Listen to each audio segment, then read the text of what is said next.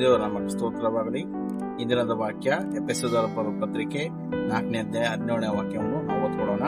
ಆದ್ದರಿಂದ ಅನ್ಯ ಜನರು ನಡೆದುಕೊಳ್ಳುವ ಪ್ರಕಾರ ನೀವು ನಿಮ್ಮಲ್ಲಿ ನಡೆದುಕೊಳ್ಳಬಾರದೆಂದು ಕರ್ತನಲ್ಲಿರುವ ನಿಮಗೆ ಖಂಡಿತವಾಗಿ ಹೇಳುತ್ತೇನೆ.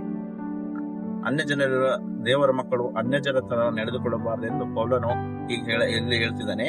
ಅನ್ಯ ಜನರು ಹೇಳ ಮಾಡ್ತಾರೆ, ಲೋಕದಲ್ಲಿ ಕೆಟ್ಟ ಕೆಲಸಗಳು, ಅನಾಚಾರಗಳು, ವ್ಯಭಿಚಾರಗಳು, ಮೋಸ, ಲಂಚತನಗಳೆಲ್ಲರೂ ಮಾಡ್ತಾರೆ. ಆದ್ರೆ ದೇವರ ಮಕ್ಕಳಾದ ನಾವು ಯೇಸುವಿನ ಮೊದಲು ಸತ್ಯದಲ್ಲಿ, ನಂಬಿಕೆಯಲ್ಲೂ, ಪ್ರೀತಿಯಲ್ಲೂ ನಾವು ಜೀವಿಸಿ ದೇವರು ವಾಕ್ಯದ ಹಾಗೆ ನಡೆಯಬೇಕೆಂದು ಇಲ್ಲಿ ಪೌಲನು ಹೇಳ್ತಿದ್ದಾನೆ.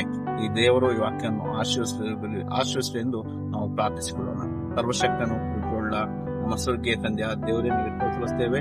ದೇವರೇ, ನಾವು ಅನ್ಯ ಜನರ ತರ ನಡೆಯದೆ ಸ್ವಾಮಿ, ನಿನ್ನ ವಾಕ್ಯದಲ್ಲಿ ನಡೆದು ನಿನಗೆ ಫಲ ಕೊಡುವ ಮಕ್ಕಳಾಗಿ ನೀನು ನಮ್ಮನ್ನು ಮಾರ್ಪಡಿಸಬೇಕೆಂದು ಅಪ್ಪ ಕರ್ತನೆ, ನಮ್ಮೆಲ್ಲ ನೀನೇ ನಡೆಸಬೇಕೆಂದು ಎಲ್ಲಾ ಸ್ತುತಿ ಸ್ತೋತ್ರ ನಮ್ಮ ನಿನಗೆ ಒಬ್ಬರಿಸಲಿಸಿದ ಯೇಸು ಹೆಸರು ಬಿಡ್ತೇವೆ ತಂದೆಯ ದೇವರೇ.